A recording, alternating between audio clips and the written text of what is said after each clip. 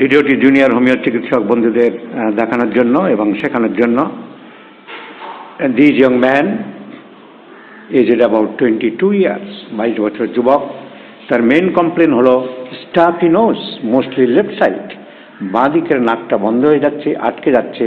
But on examination nothing is found, কিছু দেখা গেল না। এর আর প্রবলেমের মধ্যে একটু স্টুল লুজ আছে, পেইনলেস, এছাড়া তেমন কিছু ব্যাপার নেই। আমরা শুনবো ও কি বলে, দেখা যাক। তাহলে এই মেনলি যে নোজ স্টাফি, অনেকে সাম্বুকাস, লেমনা মাইনর, এরকম ওষুধপত্র। বাঁ দিকের নাক, ল্যাকেসিস, নলেজ কম থাকার জন্য, পড়াশোনা কম থাকার জন্য, প্র্যাকটিক্যাল এভালুয়েশন কম থাকার জন্য তারা এই সমস্ত প্রেসক্রিপশন করে বেড়াবে, তাতে রোগ কমবে না।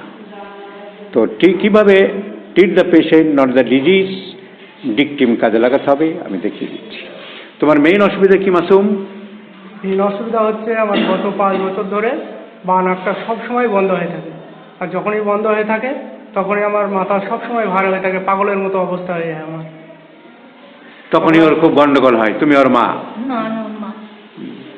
আর কি দেখো ছেলের? না সেটা তো খুবই কষ্ট হয়।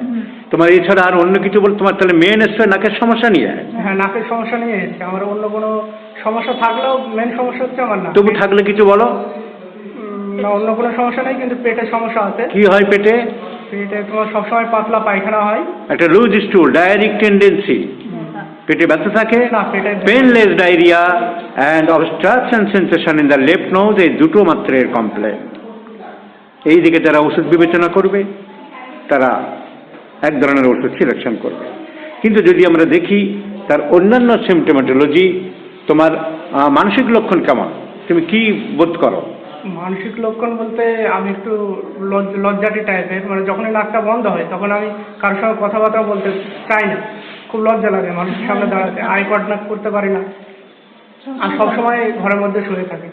তোমার সবসময় ঘরের মধ্যে থাকতে ইচ্ছে করে? সবসময় বাইরে বেড়ানো, সোসাইটি, বন্ধু বান্ধব এসব একদম পছন্দ করে না? খেলার মাঠেও যায় না? কি গো, খেলার মাঠে যাও না? সবসময় ঘর কোনো ছেলে আর বন্ধু, কিছু মেলা মেশা এসব কিছু ভালো লাগে না তোমার? না না, কিন্তু আগে খুব ভালো লাগতো আমার, কিন্তু এখন লাগে না?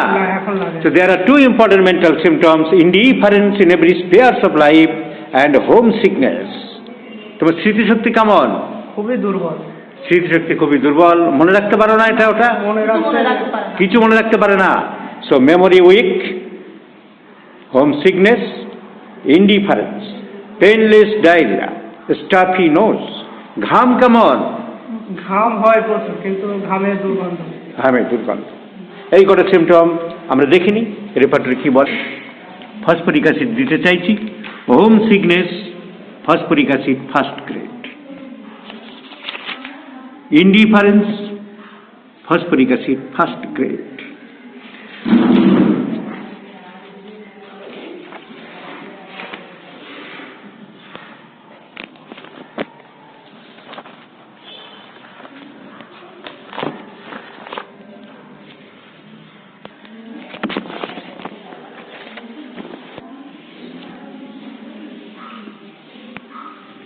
Memory weak, phosphoric acid first grade. So this indifference, this taciturn, memory weak, painless diarrhea, tall cylinder physical makeup, homesickness, all symptoms go in favor of phosphoric acid. কেউ ডাকলে কোথাও যায় না, এটাই বলছিলে? ডাকলেও যায় না, বেরোতেও চায় না, খাবার খাই না, তাও বেরোতে চায় না, ঘরের মধ্যেই থাকবে। ও বাবা ডাকবে না 10 বার, আমি ডাকবো 10 বার, তবুও বেরোতে চায় না। এই মেন্টাল সিমটমের উপরে this is the typical picture of phosphoric acid. So রোগের নাম ধরে নয়, এই ছেলেটি, এই মাসুম আলীকে, হি belongs to phosphoric acid, so I have prescribed phosphoric acid to him.